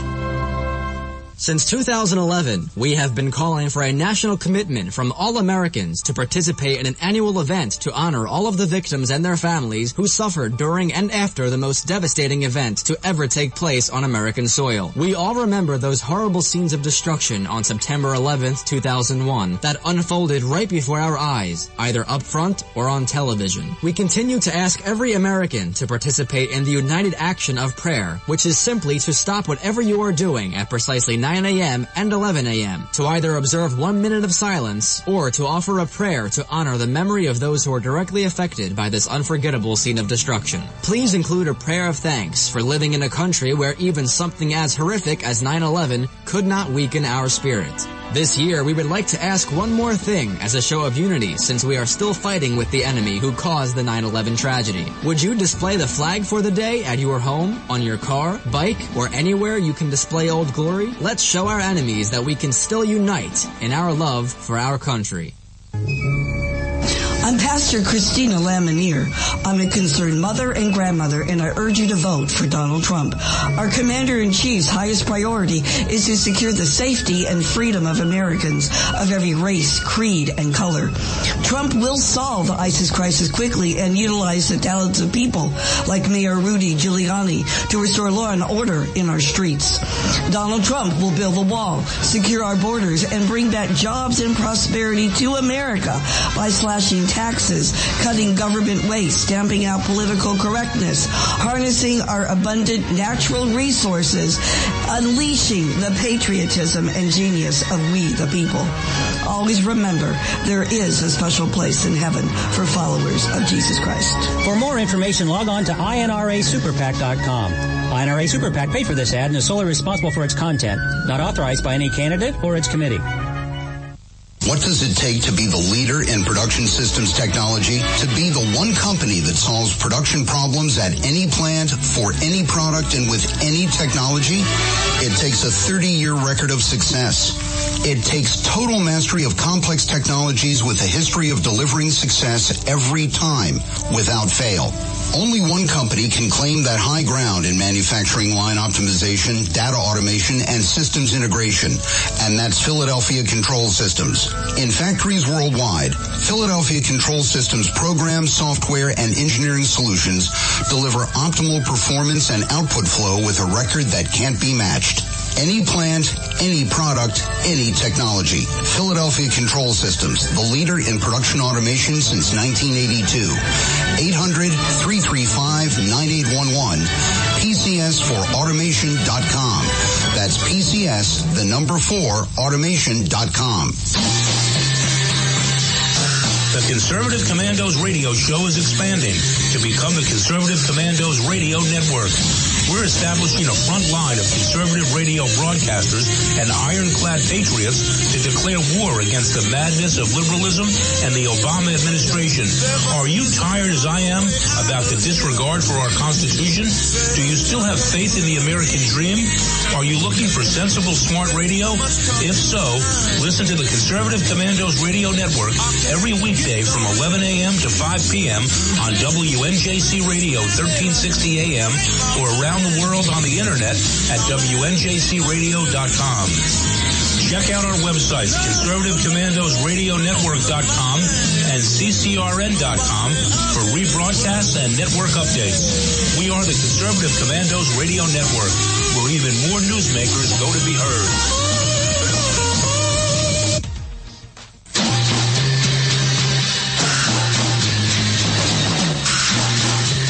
From the East Coast to the West Coast and around the world on the internet. We're coming to you live from the CCRS studios.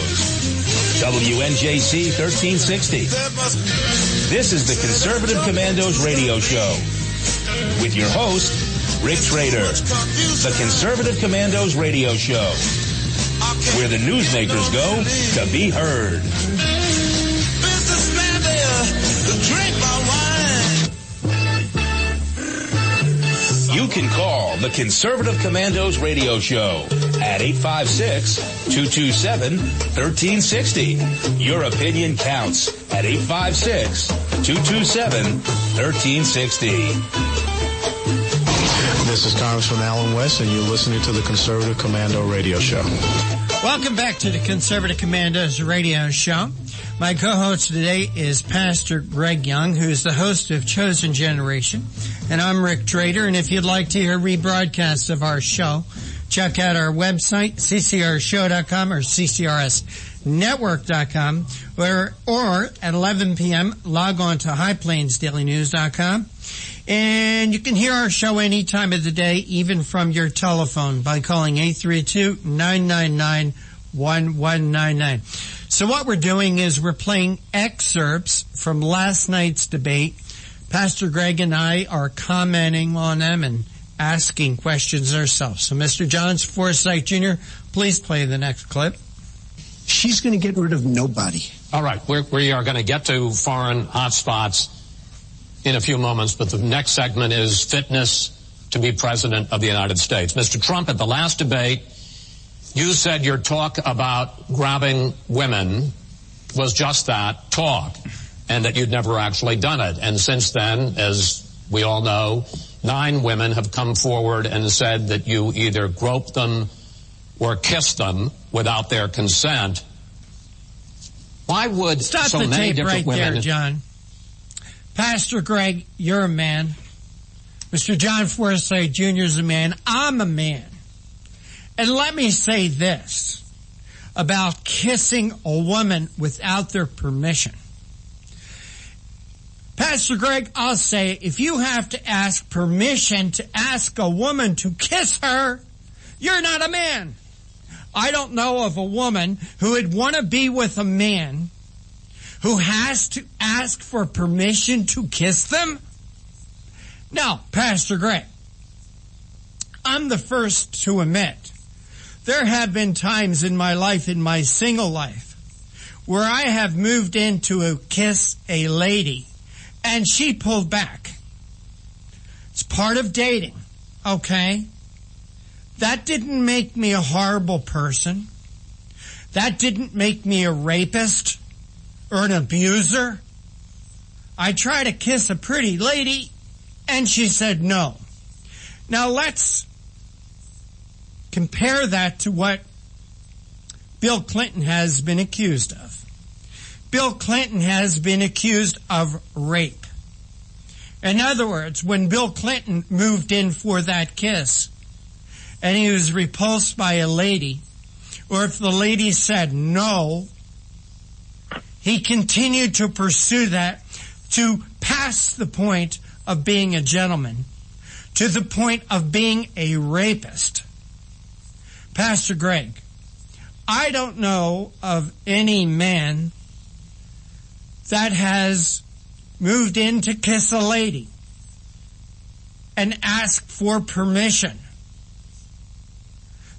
In my opinion, Pastor Greg, there's one hell of a lot of difference between what Donald Trump did and what Bill Clinton did. And as Michelle Obama said in 2008 when her husband was running against Hillary Clinton, if you can't take care of the goings-on in your own house, you shouldn't come anywhere near the White House. Pastor Greg, you're a minister, okay? I just like women. Have you ever tried to kiss a lady and she said no? Have you ever asked permission to kiss a lady, Pastor Greg? Actually, I have, and it worked out just fine. And I've also been in a situation where it was just the next natural phase. You know, there's that look in her eye, and you just know that she's waiting for you to kiss her, and so you do. And so what are you supposed to do? You're supposed to get a signed affidavit from a woman before you kiss them that you have their permission? Well, here's the thing. I don't think that it is either one is right or wrong in that certain instance. However, I will say, that there is what's missing in the entire equation, and that's a conversation I don't know that we even have time to get into, is simply the moral positions, Rick, and the respect both from women towards men, because we have effeminated men. We have taken away manhood. We have called being male. Joe Messina and I talked about this early in our program. They're actually teaching in colleges that you should be embarrassed to be male. That being male is a bad thing, which, is ridiculous. It's the reason we're in the condition that we're in. My good friend Doug Giles has just written a book called Pussification, the effeminization of the American male. So, no, I think that's pathetic. And I think there are times when you take the gal and you're going to give her a kiss and you're going to sweep her off of her feet. I mean, that used to be a very romantic thing to do. Now, though, unfortunately, because of pornography and because of all the other things that are out there, we're not seeing that. Now what we are seeing is men that don't know how to properly treat a woman. I think that the issues that, Trump, sorry, I think that the issues that Trump are addressed, one of the things I said on my program is look, he said, what I said in that setting was inappropriate. And if I had it to do over again, I wouldn't have used those words, and I wouldn't have said what I said, and I apologize to Melania.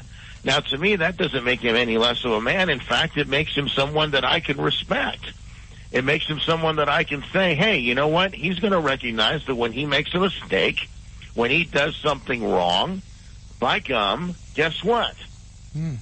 He's going to admit it, and he's going to listen to wise counsel. And isn't that one of the things that some have complained about and said, oh, well, he won't listen to anybody? Well, listen to me, folks. He did listen to people. He listened to his advisors, and his advisors said, hey, that wasn't very bright. That wasn't a good thing that you did. And he said, you know what, it wasn't. And he publicly went forward. And Hillary Clinton in this debate said Donald Trump never apologizes. Well, that was a lie, because Donald Trump did apologize for those words coming out of his mouth. He owned them, he took personal responsibility, and he manned up.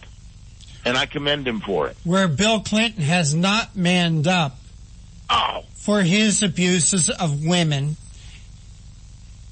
Bill Clinton. He barely manned up for his relationship with Monica Lewinsky. And again, that's why he was impeached. Not that he had a relationship with Monica Lewinsky. Not just that he had sex with her in the Oval Office. It's the fact that he lied about it when he was under oath. That's why Bill Clinton was impeached. With that, we'll go back to the tape. And from so many different circumstances over so many different years, why would they all in this last couple of weeks make up, you denied us, why would they all make up these stories? And since this is a question for both of you... I'll tell you why. Stop the tape. I'll tell you why they're making up these stories now. They're making up these stories because they're looking for 15 minutes of fame. They're looking to be put on every network TV show out there, ABC, NBC, CBS. They're looking to cash in because at one time they may or may not have had a chance encounter with Donald Trump, because maybe or maybe not at one time Donald Trump tried to kiss them. I mean, who knows? All right, but now, 20, 30 years later, they're coming forward with all these stories, and many of these stories are proven to be out and out lies. Like the woman who said that Donald Trump tried to grope her and kiss her in the first class of a jetliner. I find that highly unlikely, very highly unlikely. And if the woman felt threatened in any way, I'm sure there was a flight attendant around that could have moved her seat. But it just galls me. And we see this, Pastor Greg, we see this quite a lot. When somebody becomes rich or famous or running for president, you have all these people coming who supposedly had a piece of their past life. And now they got this story to tell. And probably more likely, they have a story to sell. And that's why they're coming forward after all this time. And let's go back to the tape.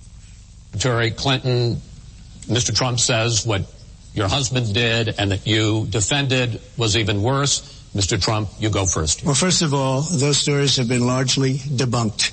Those people, I don't know those people. I have a feeling how they came. I believe it was her campaign that did it. Just like if you look at what came out today on the clips, where I was wondering what happened with my rally in Chicago and other rallies where we had such violence. She's the one in Obama that caused the violence. They hired people, they paid them $1,500, and they're on tape saying, be violent, cause fights, do bad things. I would say the only way, because those stories are all totally false. I have to say that. And I didn't even apologize to my wife, who's sitting right here, because I didn't do anything. I didn't know any of these women. I didn't see these women. These women, the woman on the plane, the woman, I think they want either fame or her campaign did it. And I think it's her campaign, because what I saw, what they did, which is a criminal act, by the way, where they're telling people to go out and start fistfights and start violence. And I'll tell you what, in particular in Chicago, people were hurt and people could have been killed in that riot. And that was now all on tape, started by her.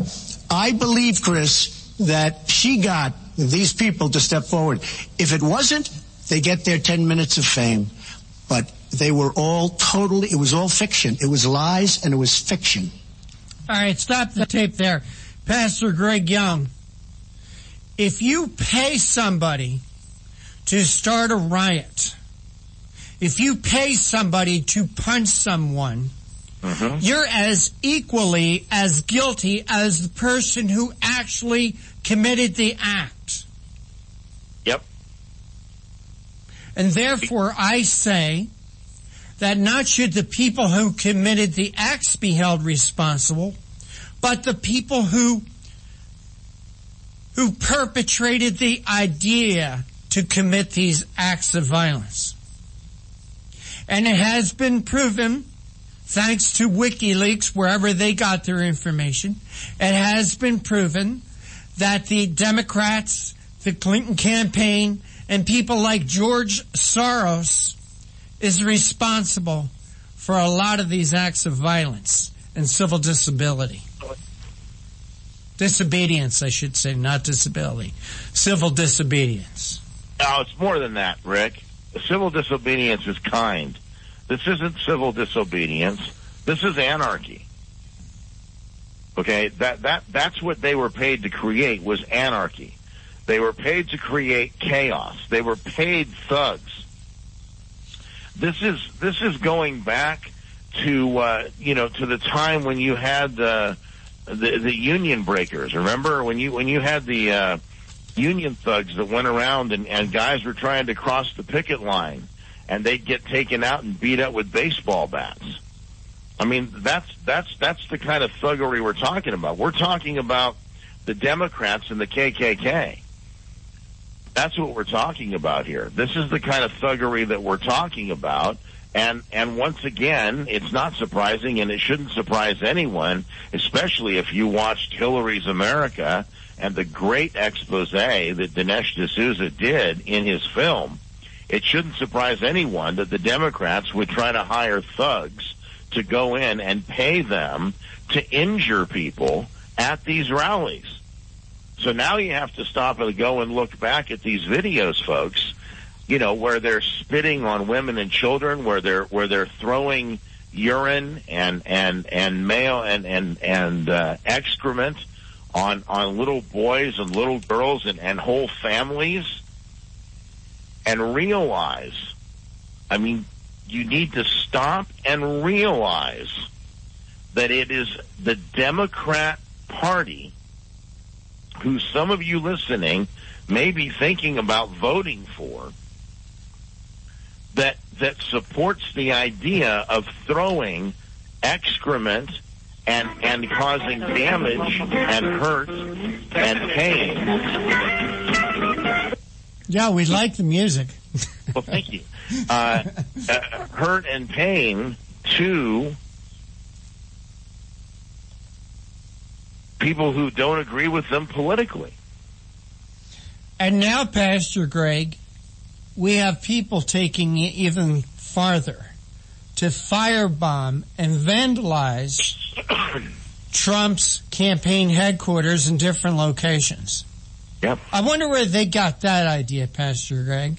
And with that, we're going to go back to the tape. We only have about... You promised to avoid even the appearance of a conflict of interest with your dealing with the Clinton Foundation while you were Secretary of State. But emails show that donors got special access to you. Those seeking grants for Haiti relief were considered separately from non-donors, and some of those donors got government contracts, taxpayer money. Can you really say that you kept your pledge to that Senate committee, and why isn't what happened and what went on between you and the Clinton Foundation, why isn't it what Mr. Trump calls pay to play? Well, everything I did as Secretary of State was in furtherance of our country's interests and our values, the State Department. Really? I mean, that's what you did as Secretary of State was in the interest of the country, or was it of more importance of your pocketbook? I mean, Hillary Clinton, you have gained immensely from fees you charge foreign governments for your speeches, for your endorsements, for selling mines, for other corrupt things.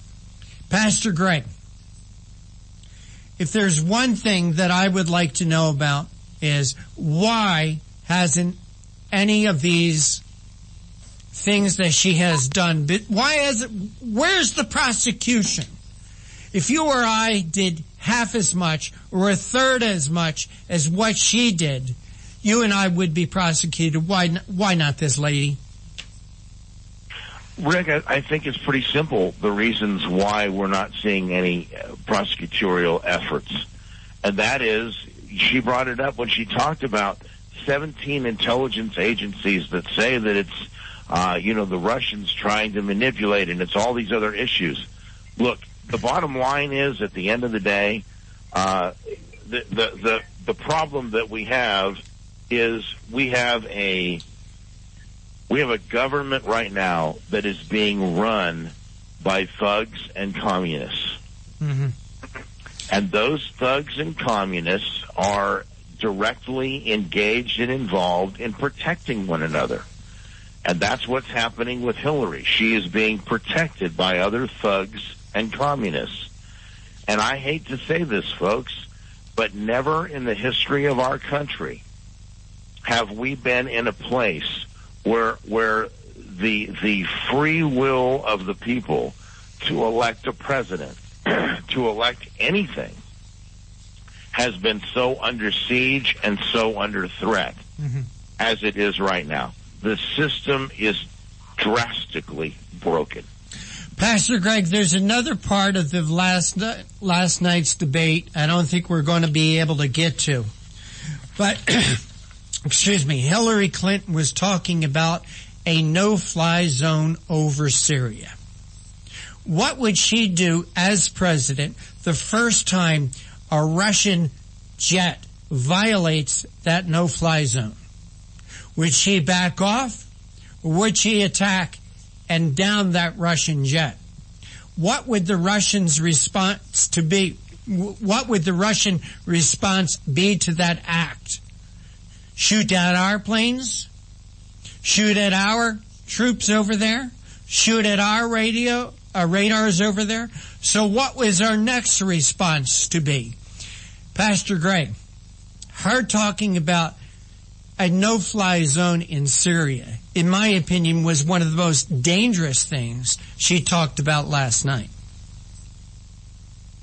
Well, the foreign policy, the continuation of the Obama foreign policy that she and Obama crafted together, the promises that they made to ISNA, the promises that they made to CARE, the promises that they've made to the Sunni Muslims, all of that is incredibly troubling.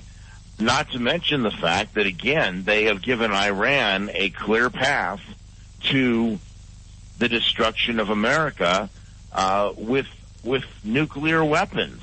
It's really insane what they've done. And folks, all I can tell you is this: bear in mind, Hillary Clinton will in fact perpetrate the continuation of the destruction of America, and by the time you feel the pain, it'll be too late.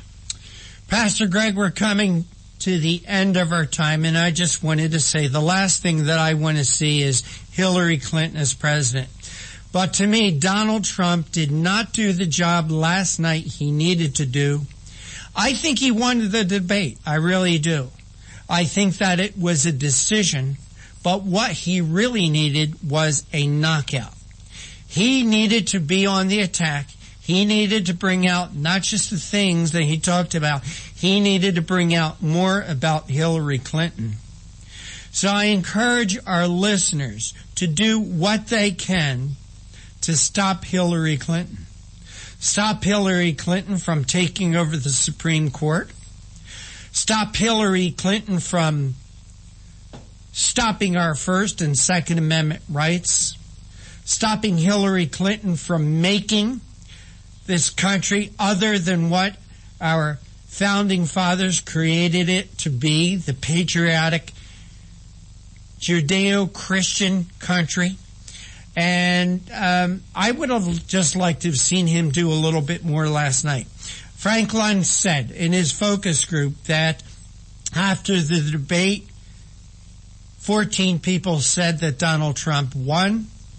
12 people said Hillary Clinton won. I would have liked to see him do a little more. Pastor Greg, I wanted to give you the last minute to tell me your thoughts, your overall thoughts of the debate. My overall thoughts are this. Number one, I think that Donald Trump did a good job. I believe that he maintained his cool, and I thought he did well. I think Hillary Clinton continued to perpetrate lies upon us over and over and over again, but I think it's a huge uphill battle if you listen to the mainstream media. What I believe is that we have a grassroots effort that's taking place, and I think this thing is way too close to call. Pastor Greg Young, host of The Chosen Generation, heard here 12 noon East Coast time every day on WNJC 1360, part of the Conservative Commandos Network. I want to thank you. I want to thank Mr. John Forsyth Jr. for working the boards. But for right now, we're out of time. We got to go. Take care. God bless. We'll see you tomorrow on the radio.